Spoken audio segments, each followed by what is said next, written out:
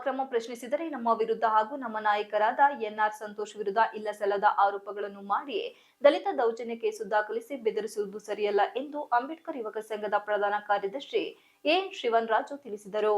ಪತ್ರಿಕಾಗೋಷ್ಠಿಯಲ್ಲಿ ಬುಧವಾರ ಮಾತನಾಡಿ, ಅರಸೀಕೆರೆ ತಾಲೂಕು ಕಸಬಾ ಹೋಬಳಿ ಆದಿಹಳ್ಳಿ ಗ್ರಾಮದಲ್ಲಿ 15ಕ್ಕೂ ಹೆಚ್ಚು ದಲಿತ ಕುಟುಂಬಗಳಿಗೆ ಸೇರಿದಂತಹ ಸರ್ವೆ ನಂಬರ್ 93ರಲ್ಲಿರುವ ಅಂದಾಜು 300 ಎಕರೆ ಜಮೀನನ್ನು ಉಳುಮೆ ಮಾಡಿಕೊಂಡು ಬಂದಿರುತ್ತಾರೆ. ದಲಿತರ ಪರವಾಗಿ ಇರಬೇಕಾದಂತಹ ಹಾಗೂ ನ್ಯಾಯವನ್ನು ಪರಿಶೀಲಿಸಿ ನೊಂದವರಿಗೆ ನ್ಯಾಯವನ್ನು ಕೊಡಿಸಬೇಕಾದಂತಹ ಮಾನ್ಯ ದಂಡಾಧಿಕಾರಿಗಳು ಪ್ರಭಾವಿಗಳ ಒತ್ತಡಕ್ಕೆ ಮಣಿದು ದಲಿತರ ಜಮೀನನ್ನು ಕಿತ್ತು ಅನ್ಯ ಸಮಾಜದ ಪ್ರಭಾವಿಗಳಿಗೆ ಕೊಡಲು ಹುನ್ನಾರ ನಡೆಸುತ್ತಿದ್ದಾರೆ ಎಂದು ದೂರಿದರು.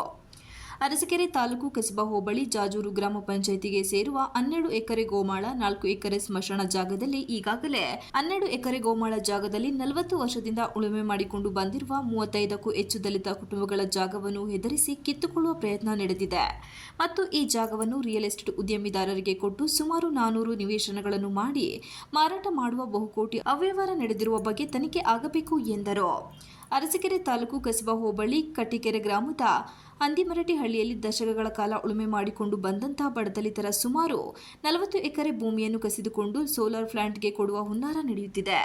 ತಾಲೂಕಿನಾದ್ಯಂತ ಬಗರ್ಹುಕುಂ ಸಾಗುವಳಿಯಲ್ಲಿ ಯಾವ ರೈತರು ಮೊದಲು ಅರ್ಜಿ ಸಲ್ಲಿಸಿದ್ದಾರೆ ಆಯಾ ರೈತರಿಗೆ ಸೀನಿಯರಿಟಿ ಪ್ರಕಾರ ಮೊದಲು ಕೊಡಬೇಕು. ಆದರೆ ಸ್ಥಳೀಯ ಶಾಸಕರ ಒತ್ತಡಕ್ಕೆ ಮಣಿದು ಮಾನ್ಯ ದಂಡಾಧಿಕಾರಿಗಳು ಶಾಸಕರ ಬೆಂಬಲಿಗರಿಗೆ ಮಾತ್ರ ಮಾಡಿಕೊಡುವ ಹುನ್ನಾರ ನಡೆಯುತ್ತಿದೆ. ಇದನ್ನು ಸೂಕ್ಷ್ಮವಾಗಿ ಪರಿಗಣಿಸಿ ಬಡ ರೈತರಿಗೆ ಆ ಜಮೀನನ್ನು ದೊರಕಿಸಿಕೊಡಬೇಕೆಂದು ತಾಲೂಕು ಆಡಳಿತ ಹಾಗೂ ಜಿಲ್ಲಾಡಳಿತಕ್ಕೆ ಮನವಿ ಮಾಡುತ್ತೇವೆ ಎಂದು ಹೇಳಿದರು. ಇಂತಹ ಎಲ್ಲ ಅನ್ಯಾಯ ಮತ್ತು ಅಕ್ರಮಗಳನ್ನು ಪ್ರಶ್ನಿಸಿದರೆ ನಮ್ಮ ವಿರುದ್ಧ ಹಾಗೂ ನಮ್ಮ ನಾಯಕ ಎನ್ಆರ್ ಸಂತೋಷ್ ಮತ್ತು ಅವರ ಬೆಂಬಲಿಗರ ವಿರುದ್ಧ ಇಲ್ಲಸಲ್ಲದ ಆರೋಪಗಳನ್ನು ಮಾಡಿ ದಲಿತ ದೌರ್ಜನ್ಯ ಕೇಸ್ ದಾಖಲಿಸಿ ಬೆದರಿಸುತ್ತಿರುವುದು ಸರಿಯಲ್ಲ. ಪರಿಶಿಷ್ಟ ಜಾತಿ ಮತ್ತು ಪಂಗಡದ ರಕ್ಷಣೆಗೆ ಇರಬೇಕಾದಂತಹ ಕಾನೂನು ಕೇವಲ ಪ್ರಭಾವಿಗಳ ಒತ್ತಡದಿಂದಾಗಿ ದುರುಪಯೋಗವಾಗುತ್ತಿದೆ ಎಂದರು.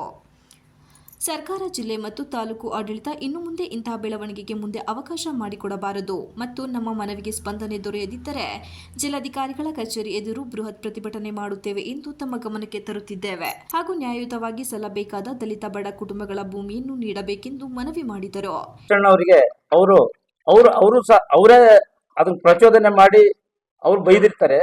ಆಗ ಅವರು ಕಂಪ್ಲೇಂಟ್ ಕೊಡ್ತಾರೆ. ಸಂಜೆ ಕರೆದು ರಾಜಿ ಮಾಡಿ ಕಳಿಸ್ತಾರೆ ಸರ್ಕಲ್ ಇನ್ಸ್ಪೆಕ್ಟರ್. ಯಾವುದೇ ಕೇಸ್ ಹಾಕೋದಿಲ್ಲ. ಇದಾಗಿ 7 ದಿನ ಆದ್ಮೇಲೆ ರಾತ್ರಿ 11 ಗಂಟೆಗೆ, ರಾತ್ರಿ 9:15 ಗಂಟೆಗೆ ಶಾಸಕರು ಮತ್ತೆ ಸೆಮಿಲ್ ಅವರು ನಗರಸಭೆ ಉಪಾಧ್ಯಕ್ಷರಾದ ಮನೋಹರ್ ಅವರು ಕರೆಸಿ ಇವ್ರ ಮೇಲೆ ಸಂತೋಷಣ್ಣ ಮತ್ತೆ ಇತರೆ 14 ಜನ ಮೇಲೆ ಅಟ್ರಾಸಿಟಿ ಕೇಸ್ ಹಾಕ್ತಾರೆ. ಕೇಸ್ ಹಾಕಿದಾಗ ನಾವು ರಾತ್ರಿ 11 ಗಂಟೆಗೆ ಸ್ಟೇಷನ್ಗೆ ಹೋಗ್ತೀವಿ. ಸಂತೋಷಣ್ಣನ ಜೊತೆ ನಾವೆಲ್ಲರೂ ಹೋಗ್ತೀವಿ.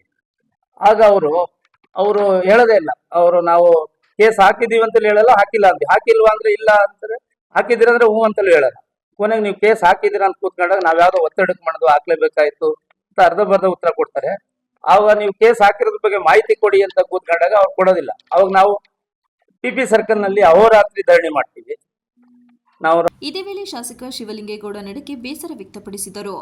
ಪತ್ರಿಕಾಗೋಷ್ಠಿಯಲ್ಲಿ ನಾಗೇಂದ್ರ, ಭೋಜನಾಯಕ್, ಉಮೇಶ್, ರೇಣು, ಭಾಸ್ಕರ್ ಇತರರು ಉಪಸ್ಥಿತರಿದ್ದರು. Srinivas, TV 46 Malenadu news, Hassan.